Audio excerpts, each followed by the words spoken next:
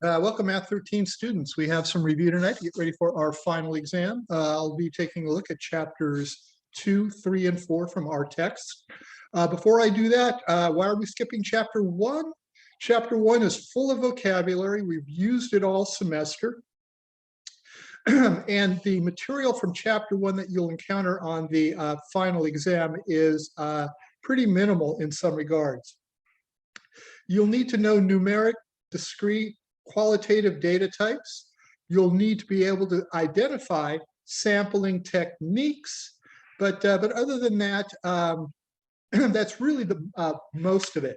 Most of that vocabulary gets worked into the rest of your semester, and an inability to master the vocabulary makes everything else from chapter 1 on very challenging. So it's in there, but it's sort of folded into the mix. So I'm going to start with chapter 2.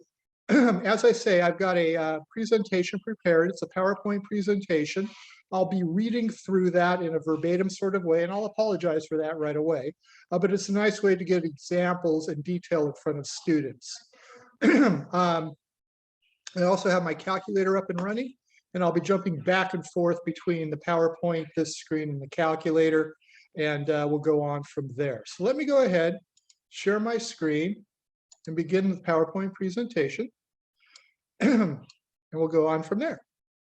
All right, so this is my final exam review. Part 1 is going to cover chapters 2, 3, and 4. And we'll begin with chapter 2. A little bit of an outline. In chapter 2, we're going to look at frequency distributions, measures. In chapter 3, we're going to look at measures of center, measures of variation, and measures of position. And in chapter 4, we look at probability. Now, I am not going to attempt to reteach the materials out of these chapters. What I need to do is to offer up reminders and examples. So keep that in mind as we go through here. We'll start with the vocabulary. We do encounter the words frequency distribution rather frequently this semester. And I'll remind you, it's really just outcomes and counts. Relative frequency distributions and cumulative frequency distributions are calculated from a given frequency distribution. And we also encountered normal distributions at the same time. Now, within those frequency distributions, you may be called upon to identify upper and lower class limits, class boundaries, midpoints, and widths. You all seen examples of that, and I'm not going to waste a lot of time running through the detail there. I want to really look at the notion of the frequency distribution. So we have some data from McDonald's. We have the time per order in seconds and a frequency count. You may recall I've used this data throughout the semester. We've got a frequency counts for 1, 2, 3, 4, 5 different classes. You should be able to identify all those various things, such as the class limits, boundaries, widths, and the like. But here I really want to focus on the total number of observations. If I add everything up there, I'll get to n equals 50. And to calculate my relative frequencies, I'm going to divide each class count by that total value of n.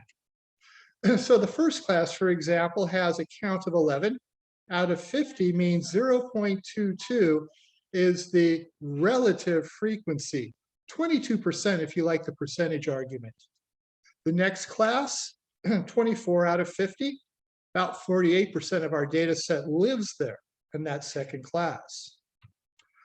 So the first couple of classes go in there, and I complete that process for the remainder of the classes, and I'll end up with those relative frequencies. By the way, given rounding issues, it really should add up to something very close to 1, or 100 if you like it in terms of a percentage. There's no hard and fast rounding rule. Any reasonable instructor will let the students know what the rounding rule might be for relative frequencies within the context of a problem. So calculating relative frequencies is, well, relatively straightforward. To calculate our cumulative frequencies, I want to start with the first class and first class count. And then what I do is I add class counts as I go. My first class has a count of 16. The second of 39. So the cumulative frequency through the first two classes is 55. For the first three classes, it is 79. So 16 is the cumulative frequency for class 1, and then we just add as we go.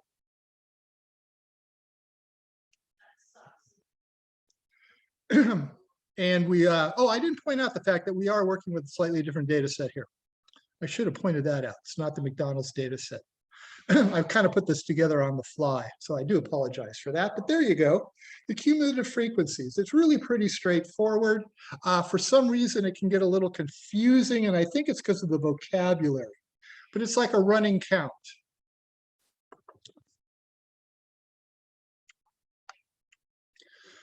The last thing I really want to remind students about from Chapter 2 was this is where excuse me, this is where we first encountered the notion of a normal distribution. So here's a frequency distribution for IQ. You can see that it starts low in terms of counts at the lower end of the IQ scale. It builds to a high value in the middle part of the scale and then drops back off.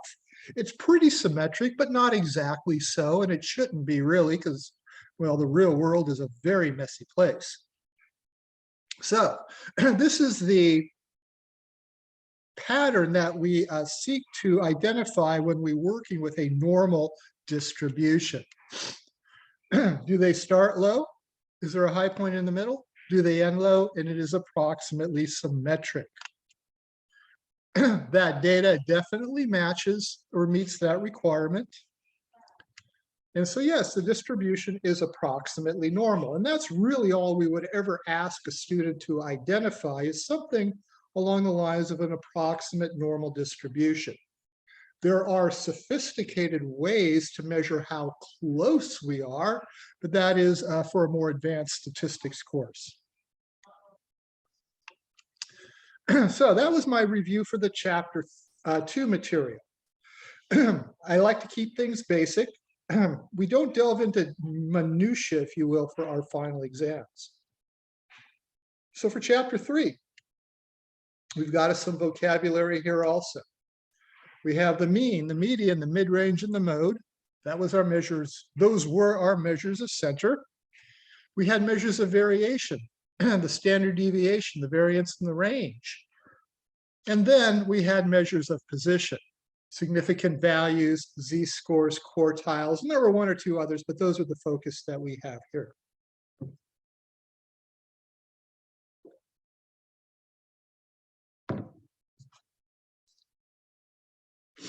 Now, example. This is where I'm going to start to go over the calculator keystrokes. So we're going to use the given sample of vehicle speeds in miles per hour. We're going to find all measures of center variation, and we're going to find the quartiles. We're also going to work on finding a z-score for x equals 78 miles per hour. It's one of the data points in the data set. And then we're going to identify values that are significantly high or low. So let me go ahead and stop my sharing. And let's see. What I want to do now is jump over and share my calculator. There we go. All right. So I took the liberty of inputting my data set, but I'll remind you our data sets go in through the stat menu and the edit option. I have my data in list 1. So there's the list 1, the data values in there. My calculator does an awful lot of things for me. There's one or two things it really doesn't do, and I'll make sure I hit those, but it really does an awful lot for me. So once I've identified my data set, I can go ahead and calculate some of those basic sample statistics. We'll want to calculate our one variable stats. Oh dear, I don't want to do it like that though. Hold on. I prefer to have my stat wizard off here. There we go. Sometimes I get error messages otherwise. So let's try that again. Stat, calculate, one variable stats. I'll point it at list one and hit enter. So those are the summary statistics for our first sample. X bar is our mean, that's 43.6 miles per hour. And I will remind you that the rounding rule here for most measures is one more decimal place than whatever your data holds. Our data were whole numbers, so I'm going to be taking a single decimal place. There's a couple of other values of interest on this first screen. The standard deviation, the S, not the sigma, the S. This is the standard deviation for a sample, and that's what we have. It's clearly identified that way. 13.9 miles per hour. Down below, we can pick up the median, 43.0 miles per hour. And then we have access to the values that give us our quartiles, as well as some of the other detail, like the mid-range and the range. So one variable stats gets us in the ballpark. There's really only one of those measures that isn't directly addressed. So let me stop my sharing and bring in the PowerPoint again, because I believe I sum everything up here. So there's the 43.6 miles per hour, the 13.9 miles per hour for the standard deviation. I'm going to come back and hit the variance in just a moment, the 192.3 miles per hour. That is not 13.9 squared. It is the unrounded version of S that is being squared, and I'll go over those keystrokes in a moment. We saw the median. We saw the high and the low, but not the mode, not the mid-range, and not the range. So let me come back to my calculator. Well, actually, oh, hold on. Let me come back one screen here to pick up the mode. For a class such as ours, the data sets are reasonable enough that the mode can be easily identified by inspection. 1, 2, 3, 4 times the number 31 or 31 miles per hour appears in our data set. So the mode is the 31 miles per hour. And you'll also notice that that is the the only one there that does not have not have a decimal place level of accuracy. That is because the mode is a report on which value was the most common. And it was the 31 or 31 miles per hour that was the most common. Now, how do I go about finding the variance? Let me come back to my calculator. And we'll gather up the variance, the mid-range, and the range. So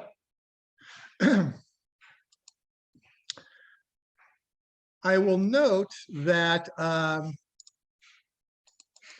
to find the range and the mid-range, I need the minimum and the maximum values. So for the mid-range, I'll take the 31, I will add to it the 78, and I will find that sum and then divide that result by 2, the minimum plus the max divided by 2. So there's our mid-range, 54.5 miles per hour. Now the actual range was the 78, the maximum minus the 31, the minimum, or 47 miles per hour.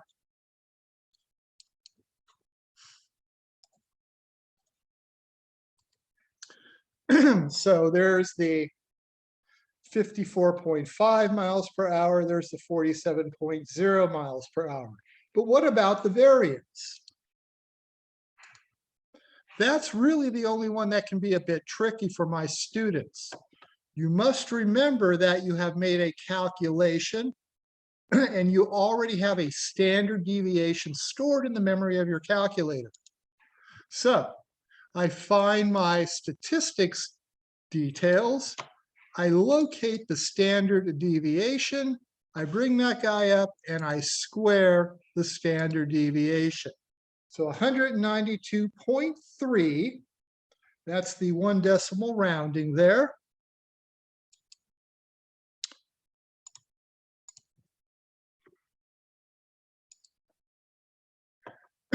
And you'll notice that we also have a change in the units. Because we squared everything in here, the units themselves also get squared. So it's square units in the miles per hour.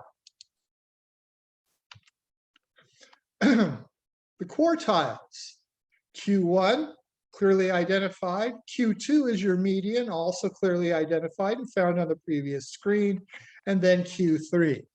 Along with the maximum and the minimum values, they can be put together to build a box plot. So let me run through these not the scatter plot, the keystrokes for the box plot. So I need my data in my calculator.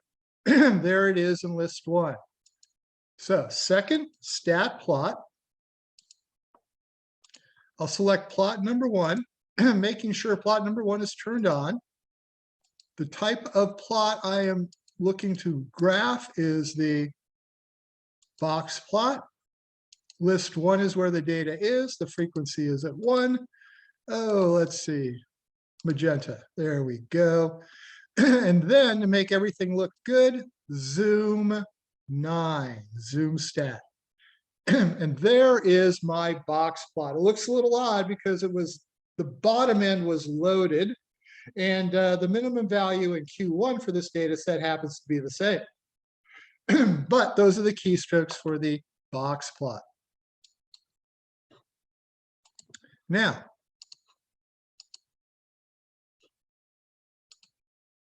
hold on, try that again. There we go.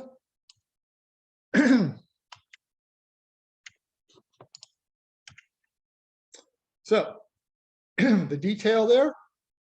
The z-score for x equals 78 miles per hour uses the z-score formula.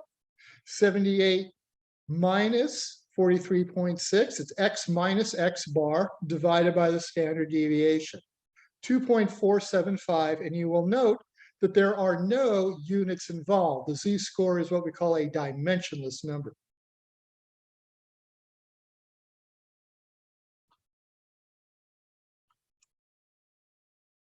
Now, to identify values that are significantly low, I'll take that mean value of 43.6 and subtract 2 times the standard deviation of 13.9.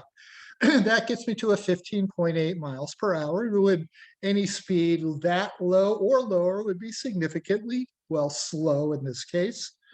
At the other end of the scale, we add 2 standard deviations to that sample mean, and we get to 71.4 miles per hour. Any speeds that fast or faster are significantly high. So that speed of 78 miles per hour that we encountered is indeed significantly high. And there are no speeds that are significantly low. And I will remind you, if I can go back a screen, the z-score also identifies significant values. -2 and less are low, +2 and greater are high. So at 2.475, I already knew that 78 was significantly high. So that is the summary for our chapter 3 material. Now we'll take a look at chapter 4. This truly was a challenging chapter for students. Probability is really a brand new topic. Fortunately, if you make it through chapter 4, the use of probability becomes much simplified further on in the course. And when we do encounter chapter 4 in our final exam, the topics are a little bit more direct. However, the vocabulary is significant. I'm not even going to bother to try to define all of these terms here. You have them all defined already in your Canvas course shell and a number of other different areas, practice quizzes and the like. So we will use these words to some extent, not all of them, not by any extent, but some of them. So one of the first, let me jump back there for one quick question for a moment. A very important point here is this notion of the sample space. I can promise you a question on our sample space topic. It is fundamental to the notion of probability, and it's usually the way we gauge students' ability to engage on the topic. So we are going to consider gender in 3 randomly selected burrs. We will write the sample space for gender outcomes, and then we're going to use that sample space to find the probability of exactly 2 girls in 3 burrs, and then to find the probability of at least 1 girl in 3 burrs. We encounter sample spaces similar to this or this one on a couple of different levels. So first up is the sample space. This appears in your notes on a number of different times. It should not be an issue for students to pull up this type of sample space. What can be more of an issue is the identification of the correct outcomes for the question. The first question, the probability of exactly 2 girls and 3 birds. If I look at my sample space, we have 3 birds that have exactly 2 girls in them. The rest of the birds, they don't. So the probability of 2 girls, 3 out of the 8, 0.375. What is the probability of at least 1 girl? That'd be 1 girl or more, 2 girls or 3 girls. So it'd be these guys here. Everyone but the BBB. So 1, 2, or 3, 7 out of those 8 outcomes meet that requirement. So 0.875 is the probability there.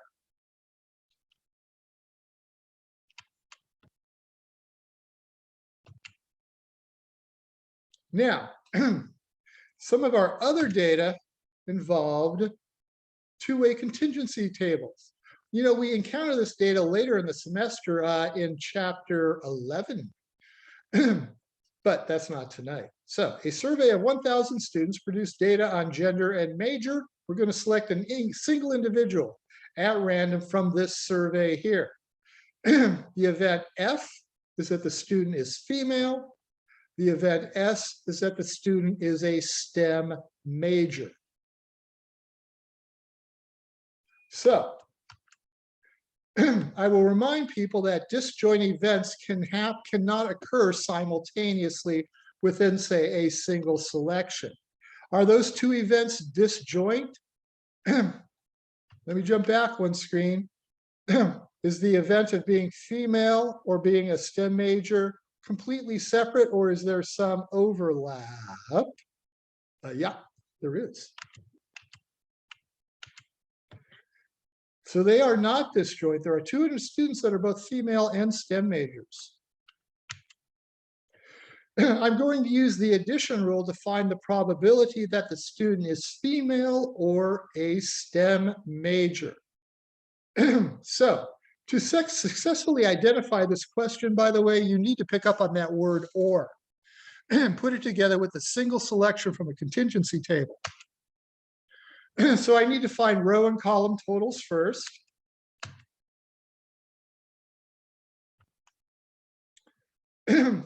My row total is 500 females. My column total is 420 STEM majors. Grand total, 1,000.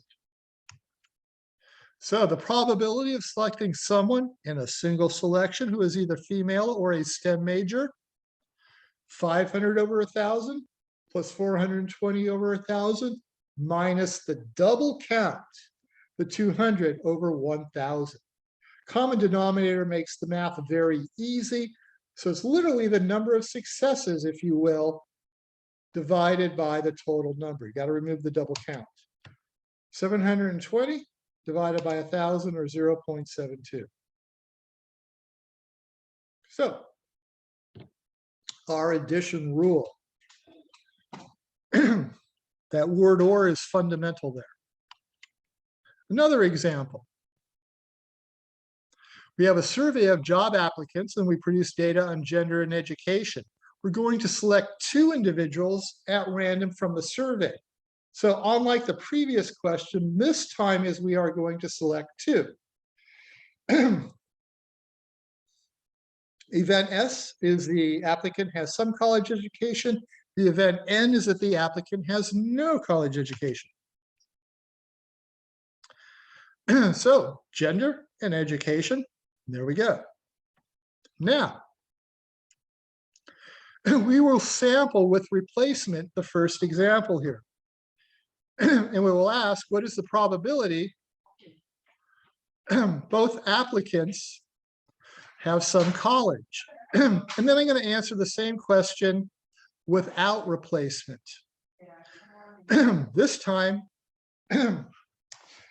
and when I'm done with that, we'll select 3 applicants without replacement. We'll find the probability that they all have no college education. So 3 distinctly different questions. So here we go. I'll need row and column totals. Now, when I'm sampling with replacement, first selection, 17 out of 35 have some college education. If I'm doing this with replacement, the second selection also has 17 out of 35. It's a multiplication rule problem. I multiply those together around to 3 significant digits.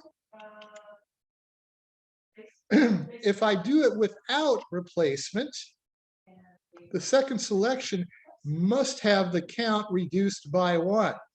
There's only 16 with some college out of a total of only 34 now. And again, the key here is multiple selections. How many people have no college at all? 9. What is the probability of selecting 3 in a row without replacement? 9 divided by 35 times 8 divided by 34 times 7 divided by 33. So 0.0128, 3 significant digits. You'll notice the countdown in the numerator and the denominator. That is because we were making the selections without replacement.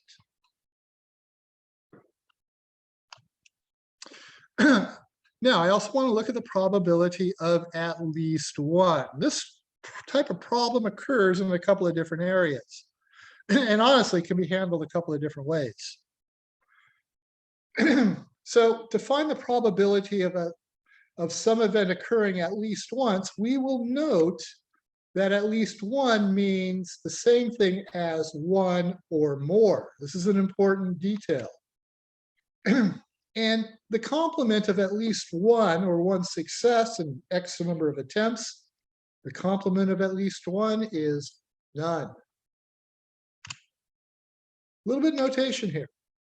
If A is the event occurs at least once with a probability of A, then A bar, if you'll recall the notation, is the event does not occur, and that has the probability of P of A bar. And these events are complementary. That means the probability of A can be calculated by taking the number 1 and subtracting from it the probability of the complement. So in terms of the context here, the probability of at least 1 is equal to 1 minus the probability of none. Bottom line, it's really much easier to set up and calculate the probability of the complement. And we have to do this under some circumstances because of the way some of our tools on the TI-84 work. So here's a simple example. We found that 6% of damaged iPads were damaged by bags or backpacks. So we have 20 damaged iPods that are randomly selected. We want to find the probability of getting at least 1 that was hurt by a bag or a backpack experience? Is the probability high enough so that we can be reasonably sure of getting at least one iPad damaged in a bag or a backpack? We may need some for a sample if we're going to study how resilient perhaps iPads might be. So how does that happen? So 6% out of 20. So let's see. If A is the problem, if at least one iPad is damaged by a bag or a backpack, the complement A bar is that no iPads are damaged in that fashion. We need to determine our outcomes. 6% of iPads are damaged in a bag or a backpack.